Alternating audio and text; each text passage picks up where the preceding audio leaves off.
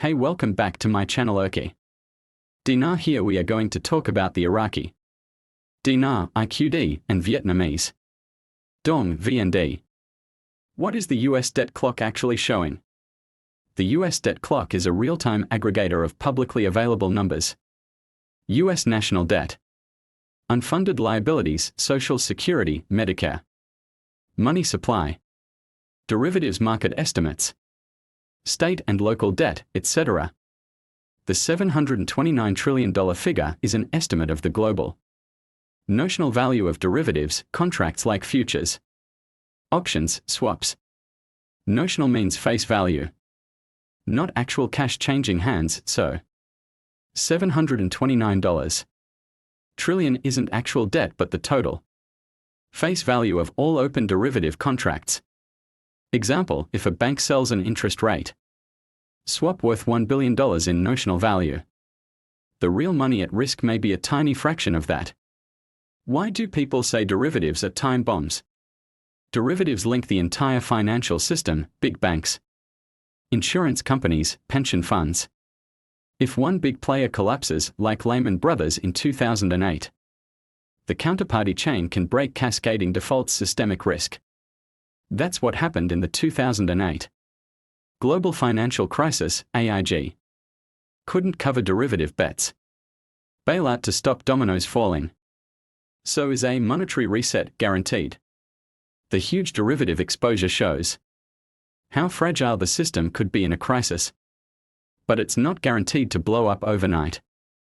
Major central banks, Federal Reserve, ECB, Bank of Japan, PBOC, coordinate to backstop these risks. A reset could mean many things: debt restructuring, new monetary policies, CBDCs, central bank digital currencies, new reserve assets. Where does Ripple's XRP come in? Some XRP supporters argue XRP Ledger or Ripple's cross-border payment tech can handle real-time settlement and bridge currencies if the old SWIFT system fails. But there's no official deal saying XRP will replace all derivatives clearing or global reserve functions. It's speculative. XRP's utility is real for cross-border payments today, but not the same as controlling the entire derivatives market. How does this relate to Iraqi Dinar RV or Vietnamese Dong? Here's where a lot of confusion happens. Many IQD and VND revaluation theories claim that after a global debt meltdown, new asset-backed currencies will emerge, so IQD or VND will revalue massively. Reality: there's no credible plan by the IMF, World Bank, or central banks to suddenly make the Iraqi dinar or dong shoot up in value by thousands of % overnight.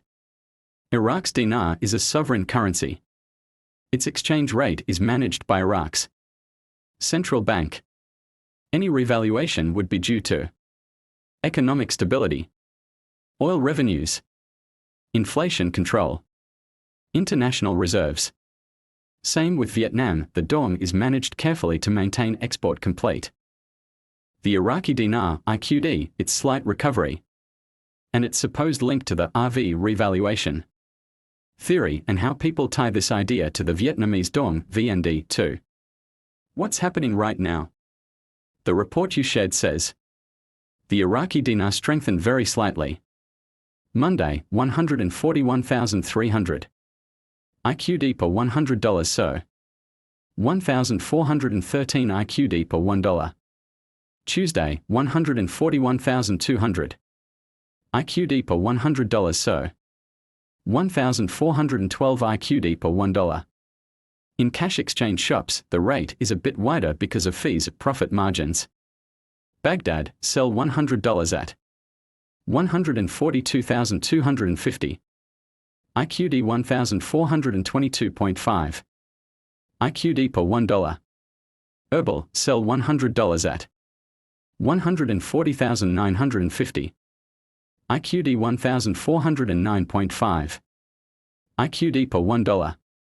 So the dinar's market exchange rate is slightly appreciating by a few dinars per dollar. Why is this happening? This mild recovery is due to tighter monetary policy by the central Bank of Iraq, CBI limiting dollar smuggling. Controlling dollar auctions, enforcing compliance. Improved oil revenues boosting Iraq's dollar reserves. Government policy, they are trying to narrow the gap between the official rate. ~1, 320 IQD $1. And the parallel, street, market rate. ~1, 410 420 IQD $1. So this recovery means the dinar is slightly stronger versus the dollar. Mostly due to policy tightening, higher reserves, and lower demand for cash dollars in the informal market. What is the RV?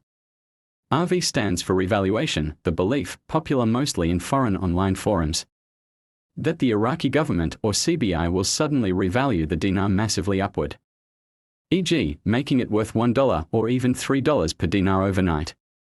Reality: no credible policy or plan exists for this.